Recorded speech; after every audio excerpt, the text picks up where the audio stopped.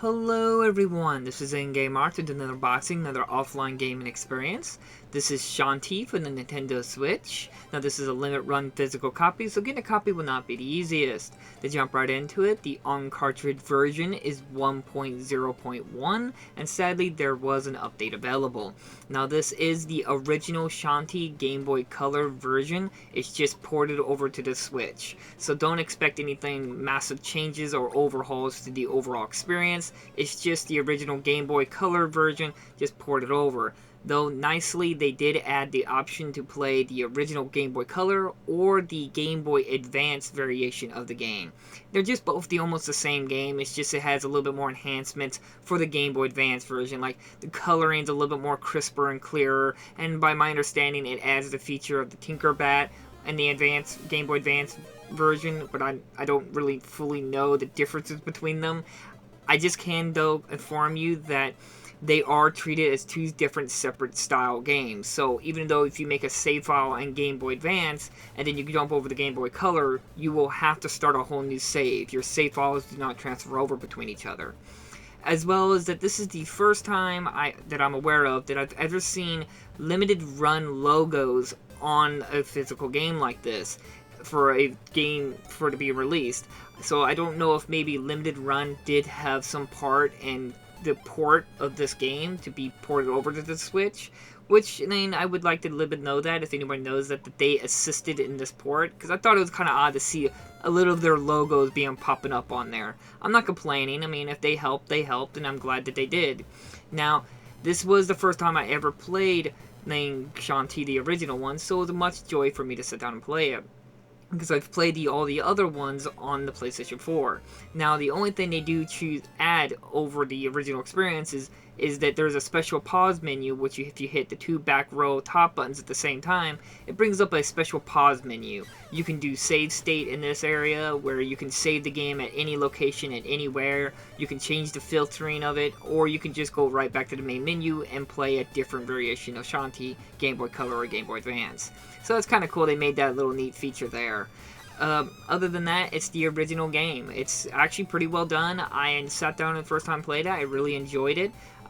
There is some minor complaints, but the game is older, so I am willing to understand them. But I will point out some of these flaws. First off, obviously, it's a handheld. So the field of view is a bit limited, so there are situations where enemies can appear, or certain mini games you have little time to react to jumping or dodging, or sometimes in the areas there's a leap of faith or you cannot see below you, and you can sometimes just fall to your death. This became quite frustrating at certain moments. As well as the game does not have a map, so it can be quite frustrating in that area, especially since there's a lot of little pickups and hidden little items here and there. It can be quite frustrating to try to remember and to find a lot of these little things without using some online guide, which I did have to resort to using because I just couldn't find certain things and just generally got lost. But overall, the game still played great. The game was fluid and smooth. The Metroidvania style to the game was still a lot of fun.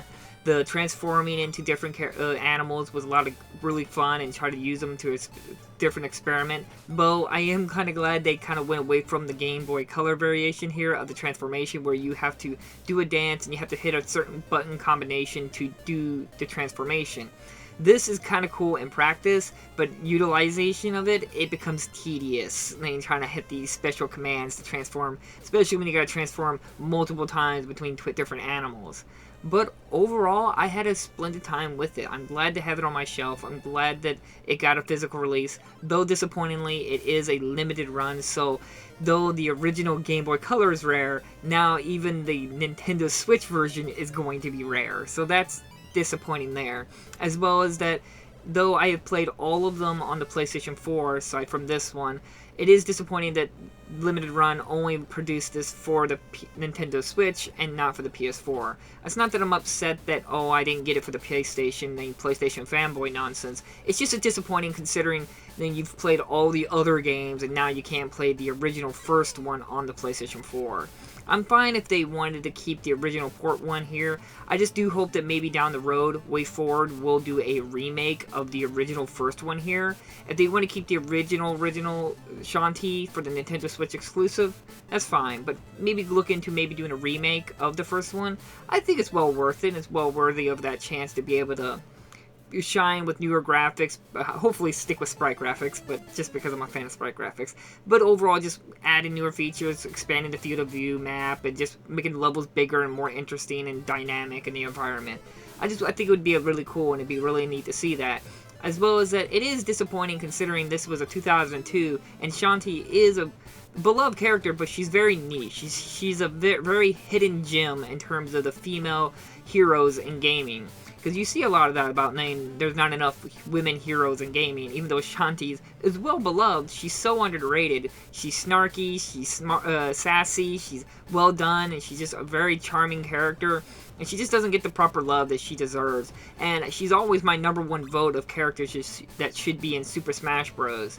Though, I guess maybe she's too erotic, since she's not wearing a full outfit, even though it is her character, a genie or a belly dancing. It's their outfits, so it's in part of the lore and character of who she is, which is nothing wrong with that. And I do believe they did an amazing job, and I'm glad that from this one small game that a lot of people back then didn't really know. It was a very hidden gem that Way Forward was able to expand upon that and become a new whole series for them. And I hope that Shantae can be bigger and better and eventually get the love and attention it deserves. Because even after all this time, the original one still holds up to this day.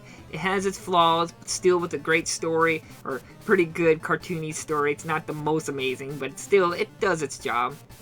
Good gameplay, good soundtrack, good reward and time for your effort, a lot of progression. It's all very well done and blows your mind that this game, which you see here, was made for the Game Boy Color. It's very impressive what they did back then, and I'm glad that they were able to expand upon it and move forward, and I'm just hoping that the original one could get a remake. Now, should you go out and get it, it just depends on how much of a big fan of you are of Shantae. It's going to be hard to get.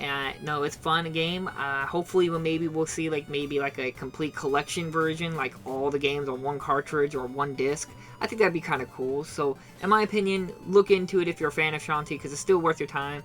So, like always, I'll try to leave links down in the description if you're an instant copy, and I'll see you guys on the next unboxing video. Bye bye.